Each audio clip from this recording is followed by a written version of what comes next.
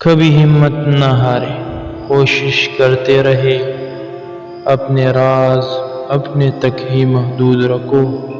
خاص طور پر 3 لوگوں کو اپنا راز کبھی مت بتانا۔ نمبر 1، عورت کو کبھی اپنا راز مت بتانا، کیونکہ عورت کے دل اور زبان کے بیچ فاصلہ بہت کم رہتا ہے، اس لیے وہ راز کو محفوظ رکھنا چاہے بھی تو نہیں رکھ سکتی۔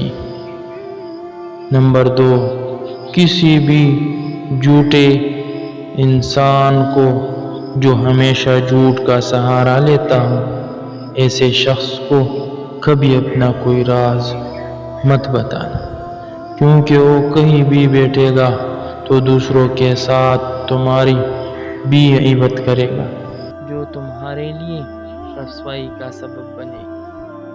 نمبر 3، بے وقوف دوست کو اپنا کوئی بھی راز مت بتانا، کیونکہ وہ تمہارے راز کی حفاظت نہیں کر سکتا اور کبھی بھی کہیں بھی بول سکتا ہے۔